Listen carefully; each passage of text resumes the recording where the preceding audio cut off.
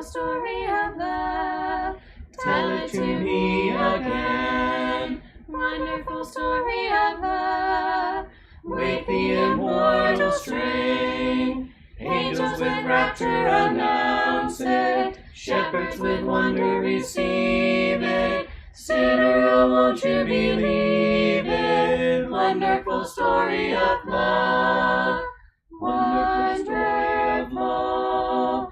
Wonderful story of love, wonderful story of love, wonderful story of love, wonderful story of love.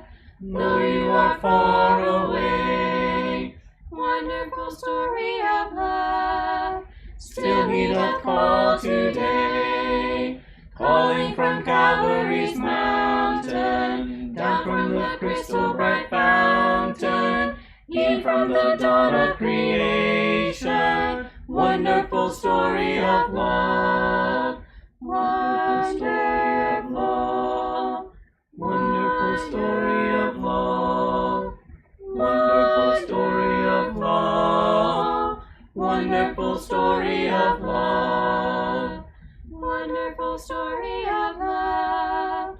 Jesus provides a rest, wonderful story of love, for all the pure and blessed. Rest in those mansions above us, with those who've gone on before us, singing the rapturous chorus. Wonderful story of love, wonderful story of love, wonderful story of love, wonderful story of love, wonderful story of love.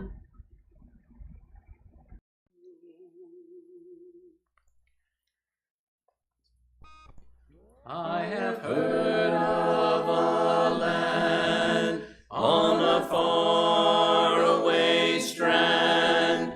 In the Bible the story is told, where cares never come, never darkness nor gloom, and nothing shall ever grow. In that beautiful land, on the faraway strand, no storm. Sing the wondrous love of Jesus, sing his mercy and his grace. In the mansions bright and blessed, he'll prepare for us a place. When we all get to heaven, what a day of rejoicing that will be. When we all see Jesus, we'll sing and shout the victory. While we walk the pilgrim pathway, clouds will overspread the sky. But when traveling days are over, not a shadow, not a sign. When we all get to heaven, what a day of rejoicing that will be. When we all see Jesus, we'll sing and shout the victory. Let us then be true and faithful, trusting, serving every day. So we're in Genesis, and last time we talked a little bit about God's judgment on sin that was manifest in the flood. We talked a little bit about the nature of that flood, that the waters came upon the world, covered the entire earth, covered the mountains. We talked about the source of the water, and we talked about the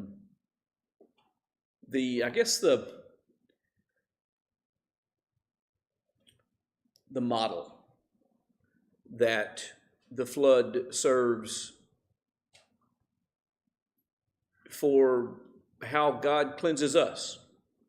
He cleansed the earth by water, and he cleanses us by water. And that makes significant baptism, not because it's water, not because it is removing something physical, but because it is a representation of the way that God has cleansed. He cleansed the earth that way. He got rid of the curse that he placed upon the earth.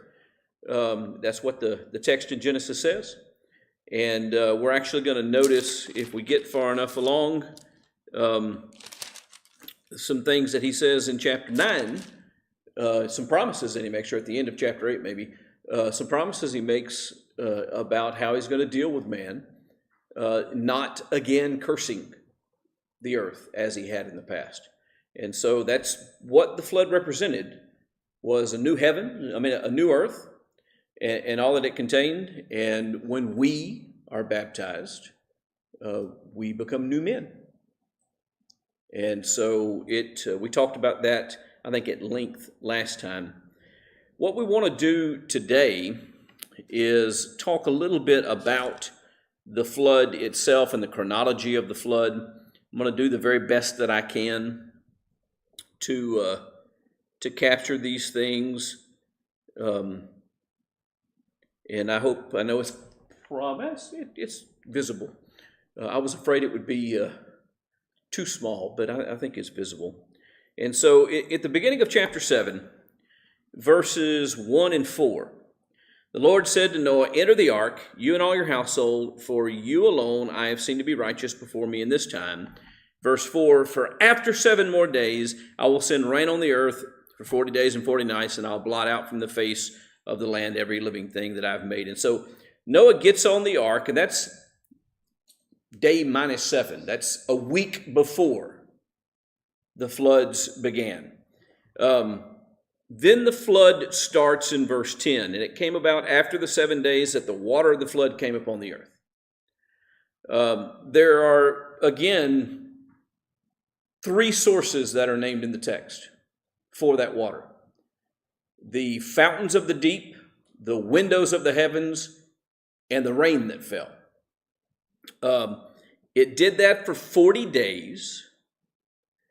And if you look down around verse 12, the rain fell upon the earth for 40 days and 40 nights. And then verse 17, then the flood came upon the earth for 40 days, and the water increased and lifted up the ark so that it rose above the earth. And so at that point, after 40 days of rain and flood waters coming, at that point is when the ark actually started to float.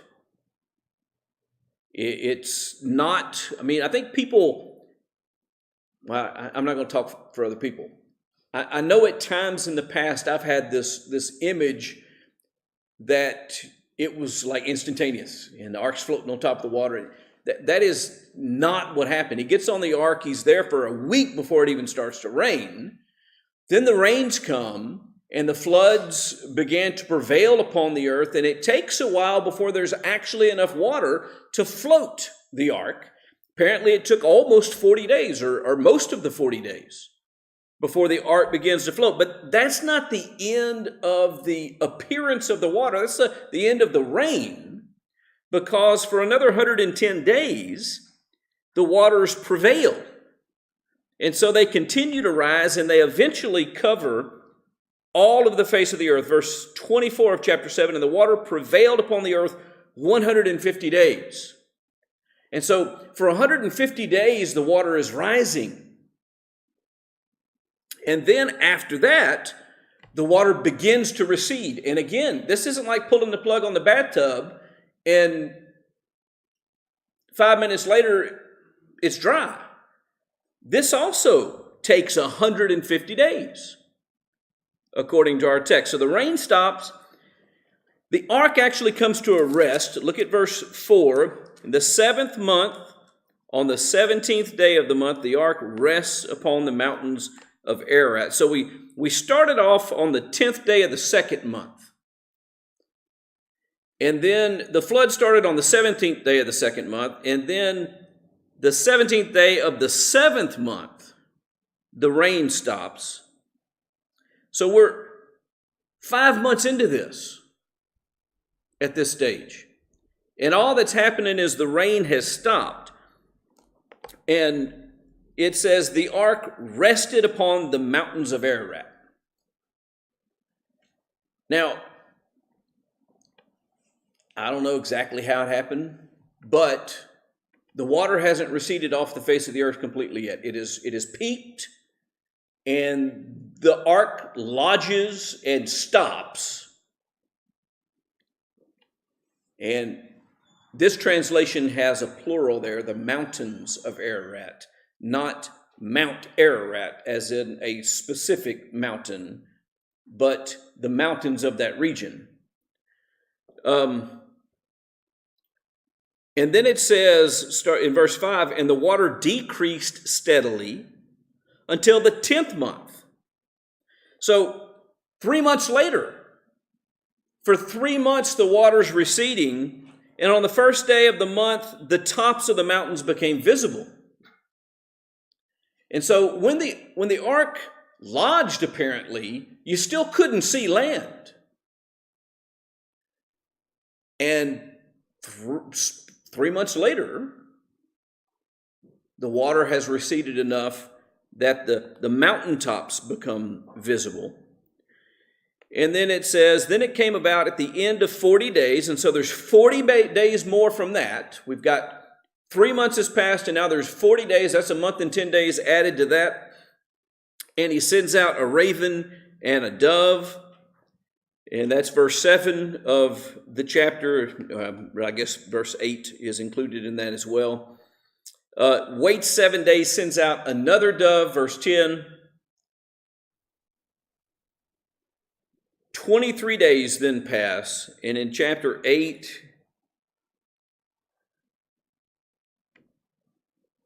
well, I think I must have got a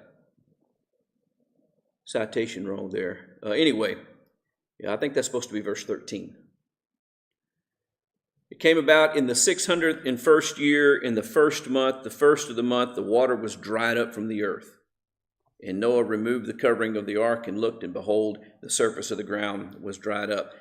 But they don't get off the ark yet. And some of us have lived through a flood, and we know that just because the water's down and the ground is exposed doesn't mean that it is time to go tramping around. And so there's actually 14 days that's waited for the door to be opened up. On the 7th month, the 27th day of the month, the earth was dry, it says in verse 14. And so we get to the 27th day of the 2nd month. This all started the 10th day of the 2nd month. And so we're now 377 days for the whole process to take place. Noah was 600 years old when it started. Noah was 601 years old when it was over. And he was 377 days inside the ark. I can't even fathom what it was like. And I can't fathom, I mean, I've been in floods, and I've seen what they do, and I've felt the force of water. I cannot imagine what it would be like to be floating in a ark that you don't steer on top of floodwaters that cover the mountains of the earth. And for that portion to be 300 days long that the ark is floating in the water, it had to have been a horroring experience. Terrifying. at times. How does he get through it? Faith. Yes, sir. Oh, okay. I thought he was raising his hand. He was pointing to heaven. That's exactly right. Now, there's several things that we could talk about in references. First off, was Noah and the other 7 people with him in a better place than the rest of the people in the world? Yes. Was he safer than the rest of the people in the world? Yes. Was he more comfortable than the rest of the people in the world? Yes. Well, I don't know how long it took him to die, because I don't know exactly how long it took him for the water to get deep enough. And again, let's talk about that for a minute. Again, we think of this being some almost instantaneous event. What happens when floodwaters start coming up? You leave. You find a higher place. You find higher ground. And so these people weren't just standing around, and as soon as the water was 7 feet tall, they drowned. They're moving up, and they're trying to stay alive. They're struggling. Many of them probably headed up to the mountaintops. Well, they headed up to the hills first, and then when it got to be apparent that the hills were not going to be enough, they began to climb even further. And I don't care how high they were able to climb, eventually the water topped the mountains. And the rain was falling for 40 straight days, and they were out in it. They were no longer in their homes. They were not covered. They were not sheltered. They didn't have clothes to change into. What were they eating? I mean, this whole process is terrifying. And he said, animals, yeah, but how do you cook them when you can't light a fire because of the floodwaters prevailing on the earth? And the constant rain. You know, it was awful. And so as bad as it may have been to be on the ark for 377 straight days with all of those animals and the things that go along with that, and as terrifying as it must have been as the ark was floating on top of the water and at the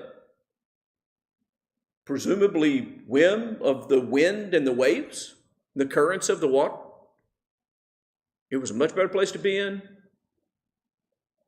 than at the receiving end of the judgment of God. But what it tells me is that the deliverance of God is not always on Queen Mary 2. They didn't go onto a cruise ship. They didn't have king-size beds. They didn't have people waiting on them bringing them cooked food. It wasn't easy. But they were delivered. I want you to think about that, because I think, well, I'll just say it like this. There are a lot of people in this world who listen constantly to a message that says, if you put your faith and trust in God, then everything's going to be taken care of and life is going to be easy. Do you think it was easy? No. But he was still delivered by God. Was he grateful? How do we know he was grateful? The very first thing that he does, as soon as he's able to get off the ark, is build an altar and offer a sacrifice to God of thanksgiving. Can you imagine how grateful he was to be on dry ground again?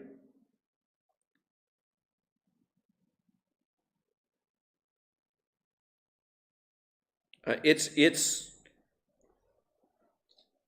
think that we read through these really 2 chapters that covers the flood narrative.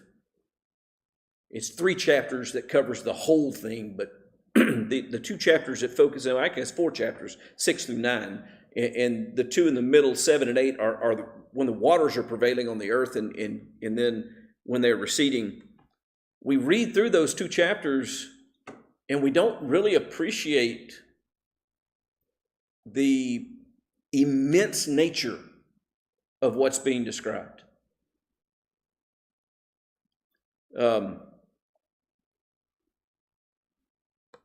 Listen, a few hours get to be a long time when you're in a situation like that, where you can't go where you want to go and do what you want to do. When you can't see land and you can't see the sun and you can't. A few hours. He was on there for days and days and days, and days turned into weeks and weeks to months, and over a year they're on the boat. And then they weren't just sitting there doing nothing. They were not. I don't know what they were doing, but They were living on a farm. well, that's what I mean. It's hard to know exactly what went on because we don't get details about what God did with the animals and how they were handled. I mean, I've heard people come up with some fanciful ideas that they were in some kind of stasis, and there's nothing to suggest that. I can tell you this: the birds were awake because he was able to send them out to fly, and as soon as the boat landed, he was able to offer sacrifices of the clean animals. By the way, somebody sent me a text question just this week. And so anytime you come up with questions when you're reading and studying these things, feel free to ask them. But if he offered these animals, doesn't that create a problem for the repopulation of the earth thing? And you got to go back to before the flood, where it tells us that of the clean animals and the birds, there were 7 pairs that were brought on, not just 2.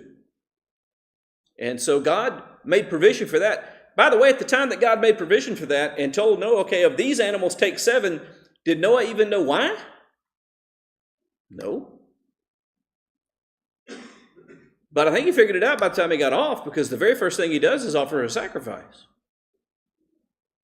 And Mike, along those lines of thinking about, okay, he did that when he got off.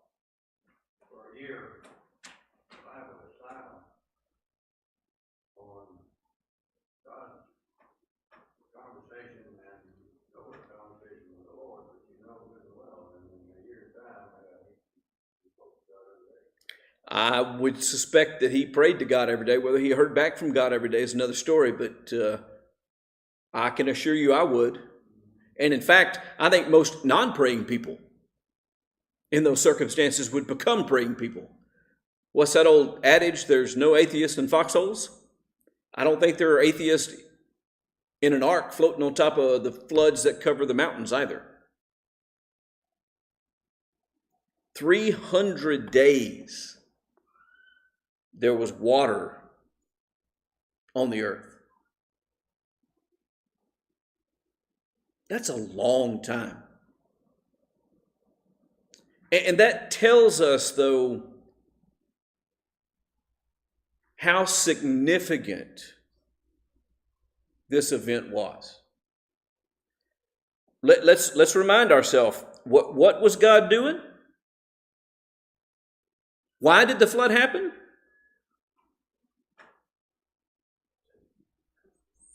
Because of sin. It was God's judgment against sin. He looked down upon the earth, and it repented him that he made man. How serious was he about cleaning the earth? How serious was he about giving some rest from the curse that he had placed on the earth? How serious was he about providing a new opportunity to separate man from the sin that he has now become so entangled in that it says that they couldn't even consider anything righteous. Their mind was continually on evil.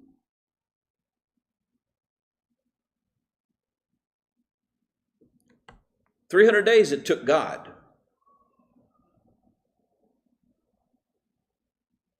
to wash the earth from the effects of sin. On the backside, let's just look at verses 20, 21, and 22 of chapter 8. Then Noah built an altar to the Lord and took of every clean animal and of every clean bird and offered burnt offerings on the altar. The Lord smelled the soothing aroma, and the Lord said to himself, I will never again curse the ground on account of man. For the intent of man's heart is evil from his youth. And I will never again destroy every living thing as I have done. While the earth remains, seed time and harvest, cold and heat, summer and winter, day and night shall not cease. So on the back side of the flood, we know, thanks to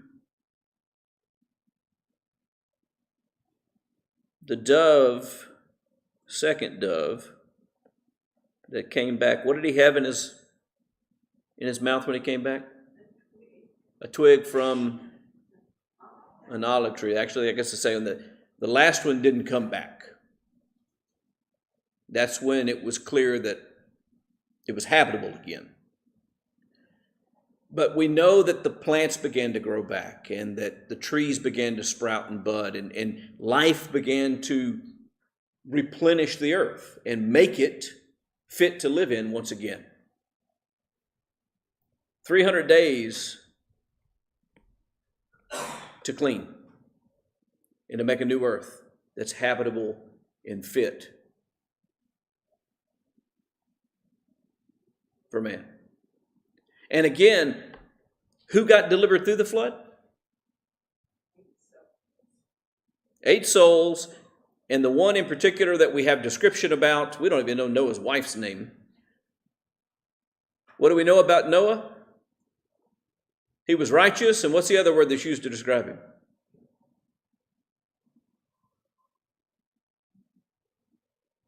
It's used to describe Job as well. Blameless. Blameless in his time. Now, does that mean sinless? No. It means that he was devoted to God. And he acknowledged his sins. And he offered sacrifices to God.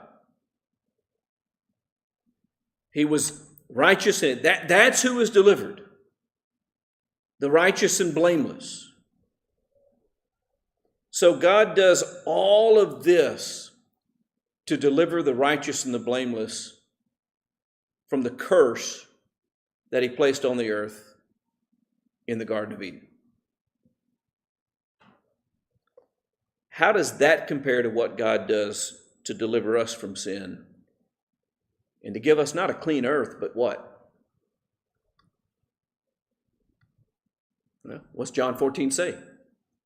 Jesus said, I go and prepare a place for you, that where I am, there you may be also. How serious is God about saving man?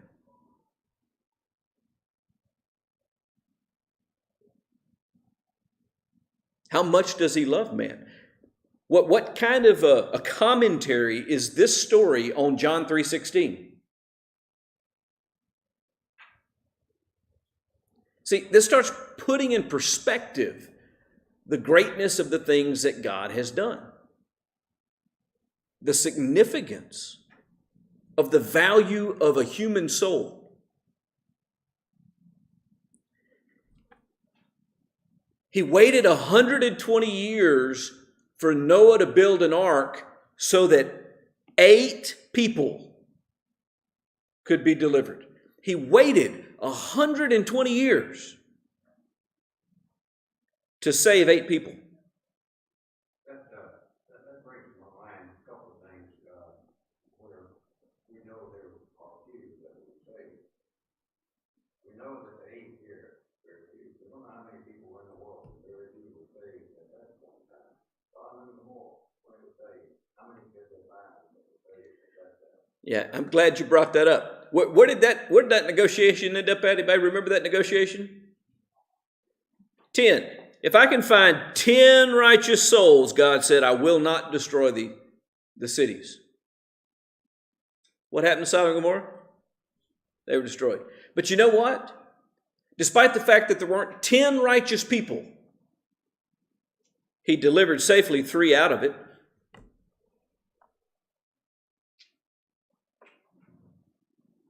How much does God care about the one?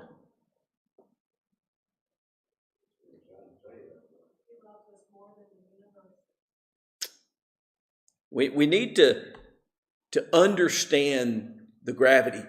And this is where it's going to make difference, not just in the way that I live. It needs to make a difference in the way that I live. I need to understand how valuable I am, not the body, but the part of me that's created in the image and likeness of God, the part of me that can reflect His righteousness.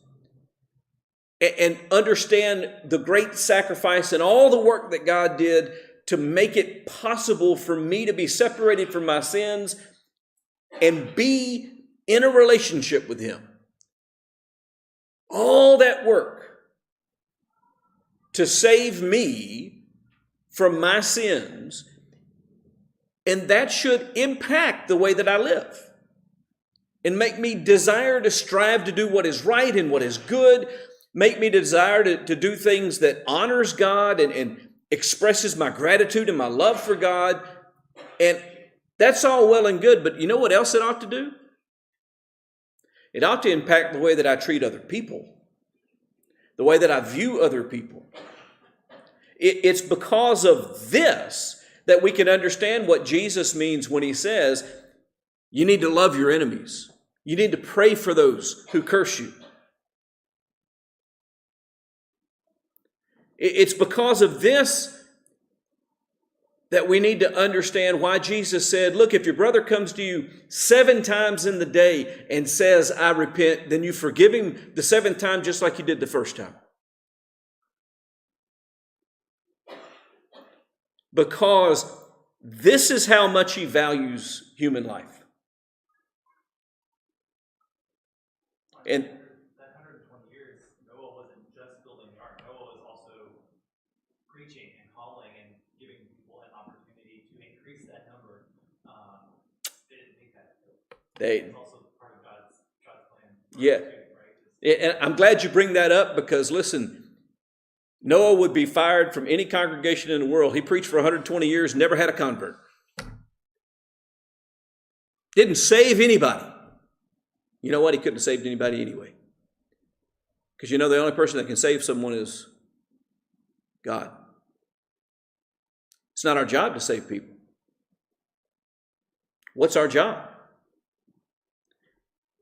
To help people understand how much God loves the world and how valuable they are and why it matters and what God has done to make their salvation possible and why they should care. I was talking to someone just the other day that told me that they were talking to someone and the response they got was, I just don't care about that stuff. The reason you don't care about this stuff is you don't understand how valuable it is. You don't understand the lengths to which God has gone to address the problem. The value that He places on one sinner who repents. He says that there's more joy in heaven over one sinner who repents than over 99 people who need no repentance. Now, you have to understand, that doesn't mean that He doesn't value the 99. He rejoiced when every one of them repented.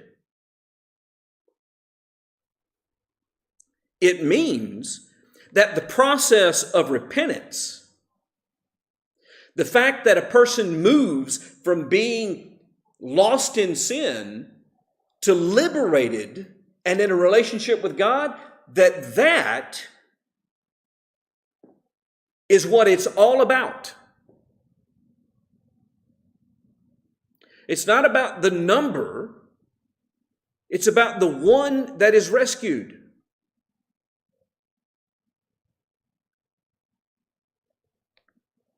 Noah builds an altar, and did you notice that it said the Lord smelled the soothing aroma?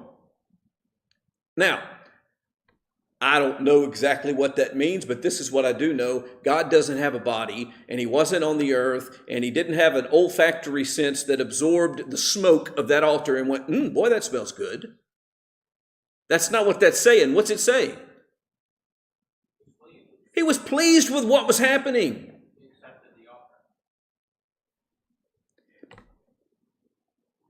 I'm not going to speak for God. Don't misunderstand what I'm fixing to say.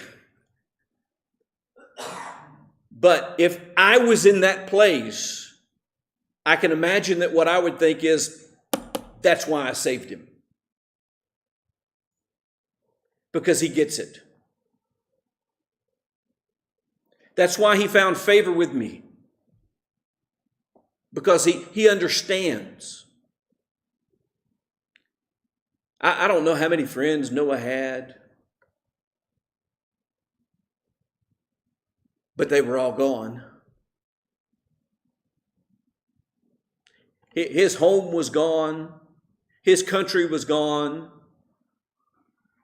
His world was gone.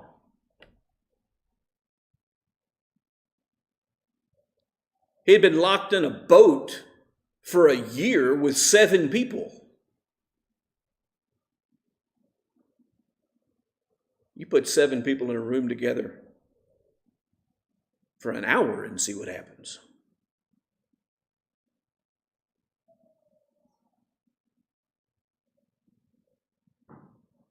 And then he gets off the boat, and guess what? He's got to look at those same 7 people.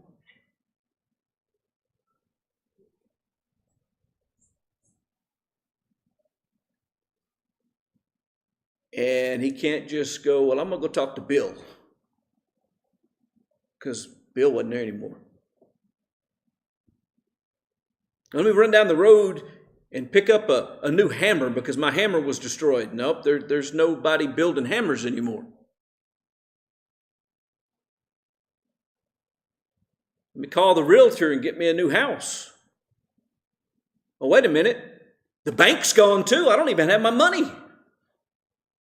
What good's my credit card? There's not any more credit card machines. There was no restaurants to go to. There was just a clean earth. Relief from being surrounded by people who only thought about evil continually. And the first thing that he does is not say, I don't have this anymore, and I don't have that anymore, and I don't have this convenience anymore, and I don't have this. The first thing he does is say, thank you. It wasn't easy. It wasn't fun. But thank you. Because I'm still here and I still have a chance.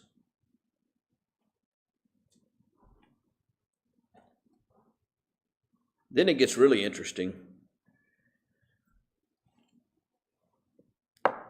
So,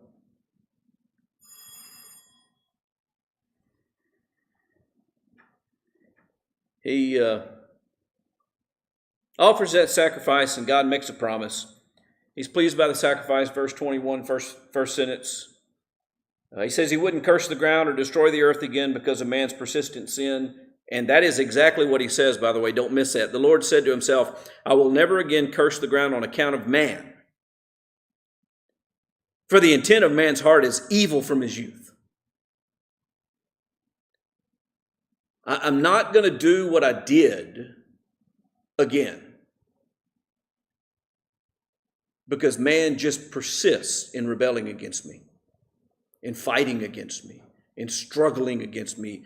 He refuses to do what is right. I'll never again destroy every living thing as I have done while the earth remains. Now that's an important phrase because he is going to destroy everything again. But he isn't going to do it until he does it for good.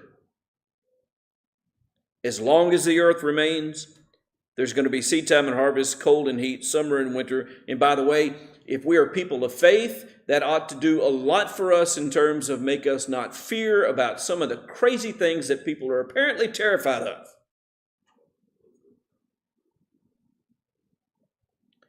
I don't know what's going to happen from the changes that they're recording and believe are happening to our climate. But I know this, that until the world comes to an end, there's still going to be seed time and harvest. There's still going to be the processes of life. We're still going to be on an inhabitable planet. God has said, until I destroy it all, it's going to remain and continue to function. And I watched a show just yesterday that talked about how the youth, and I'm talking about, 12 to 25 in our world, not just in our nation, in the world, they're terrified because they've been told their whole lives that the end of existence is just over the horizon because of this. And they're terrified. There's no reason to be. It may not be fun. It may get hot. It may get cold. I don't know what it's going to look like, but this is what I know. As long as the earth is here and people are living on it, we're going to be able to grow food. We're going to have what we need. We're going to have the water we need. We're going to have the things that we need, but we may have to work a little bit for them. But there's a promise here. While the earth remains, seed time and harvest, cold and heat, summer and winter, the seasons are going to come. They're not going to stop. It's not going to turn into one season of winter forever, and none of us be able to survive it. That's not the way it's going to work. They shall not cease. So, if we're people of faith, then we don't live by sight. We live by this promise that God made. For we walk by faith and not by sight. That's what that means. Now, does that mean that we should just do anything we want to do and not give any consideration to the effects of what we might do in the world? No, it doesn't mean that we shouldn't do that. It means that we ought to trust God, though. God blessed Noah and his sons and said to them, be fruitful and multiply.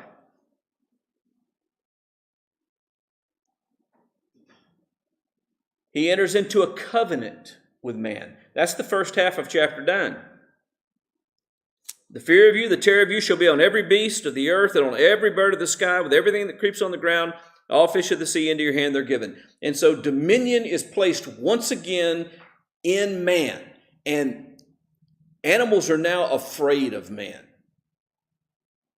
which is actually potentially a good thing. Now, it's a bad thing too, because if you back an animal into a corner and they're afraid of you, then they're going to try their best to survive. But what are they generally going to do? Flee. So it's generally a good thing. Every moving thing that's alive shall be food for you, as I gave you the green plant. So now we get to eat meat. Thank you. Meat's good. But don't eat flesh with its life, that is its blood. So cook it. Don't eat it while it's alive. We're not, I don't know, there are people, but anyway. Don't eat an animal while it's alive. Be compassionate, kill it, butcher it, and eat it. And be thankful to God for it. Surely I'll require your lifeblood from every beast. I'll require it from every man. From every man's brother, I will require the life of man. Whoever sheds man's blood, by man his blood shall be shed. It is wrong to kill people. And the sentence against killing people without cause is great. If I take Greg's life, and I have no good reason for doing that, I murder him, what does God say should happen to me?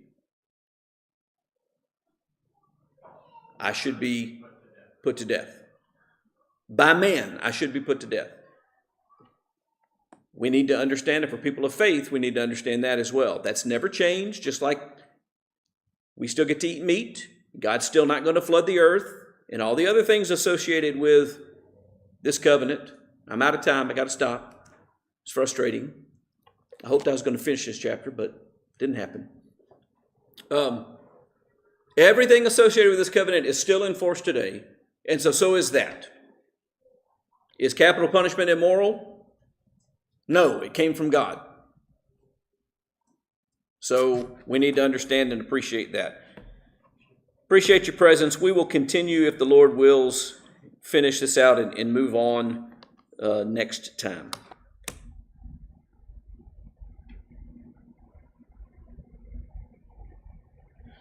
I am weak, but thou art strong. Jesus, keep me from all wrong. I'll be satisfied as long as I walk, dear Lord, close to thee. Just a closer walk with thee. Grant it, Jesus, is my plea.